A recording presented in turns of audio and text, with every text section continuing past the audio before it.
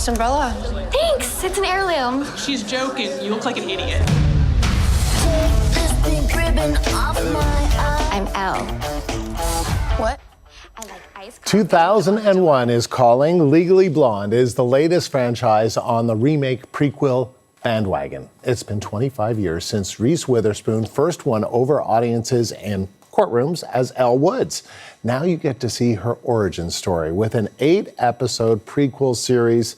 It's called Elle, and it's about her life before law school. And the CBC's Jackson Weaver is here to tell us all about it. So Jackson, from a book to a movie to a musical, this is not the first we've seen of Elle Woods. We're going to see a lot more if you watch this. Remind us how we got here. Yeah, I mean, book in 2001, same year that movie came out. It was originally written by Amanda Brown. She wanted to satirize the world of learning how to be a lawyer and also tell her own story, somewhat fictionalized, of course.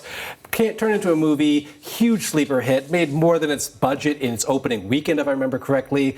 Largely cemented Reese Witherspoon's fame. As you mentioned, a sequel, then we got a Broadway musical. There's actually also a straight-to-television threequel that you don't need to know about, but it exists out there. And Reese Witherspoon, who, of course, as we mentioned, starred in that original film, as an executive producer with their company Hello Sunshine, wanted to come back to the world of Legally Blonde, of Elle, to, as she described, make a new role model for a new generation of young women and girls. And that is the result we have here, a kind of prequel, remake, reboot, all those words thrown together into a revisit into the world of Elle Woods. Okay, so let's kind of revisit it then. What kind of story are they telling with this version of Legally Blonde? Yeah, so I mean, I feel a little silly explaining things that I think so many of us know, but Legally Blonde, about a woman who chases after a boy going to law school. She goes to Harvard and basically proves that is it that hard to be a lawyer? Not for her.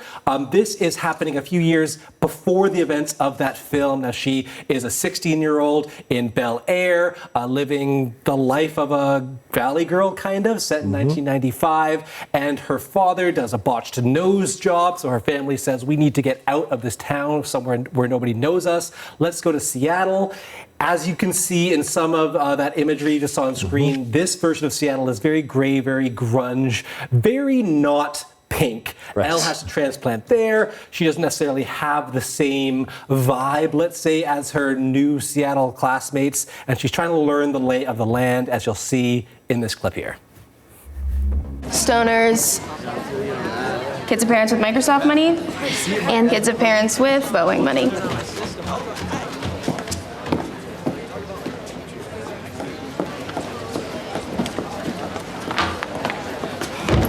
Hi again. Which ones are the stoners? No way. And the Microsoft kids.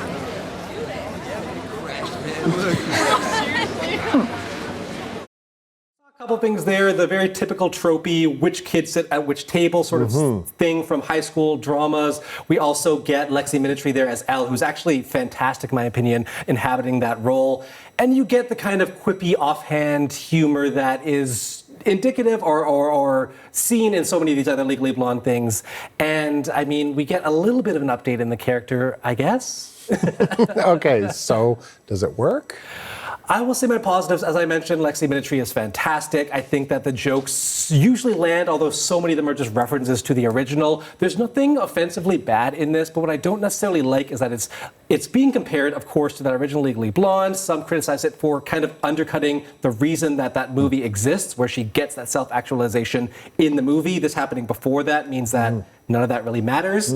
My main thing, though, is that Legally Blonde, I think, was accidentally so successful because it subverted stereotypes by largely ignoring them. Elle wasn't, learning how to accept herself as somebody who is ditzy or airheaded. She was just smart, and your assumptions about her were your own. This really inhabits himself in stereotypical 90s, early 2000s tropes. It's very simplistic, kind of streaming quality fare. It's not terrible, though. It's just not very great. And when you compare it against that original, it really lets me down. I have a star rating here. You get a little image of what I thought. So a 3 out of 5, which actually is higher than a lot of other critics are giving it. It's just kind of blasé. It's okay. But when you compare it against what was actually very inspiring, feminist, progressive, interesting, original, definitely comes up a little bit short. Okay. Not great. Not terrible. Not terrible. Thanks, Jackson. Thank you. This is the CBC News Network.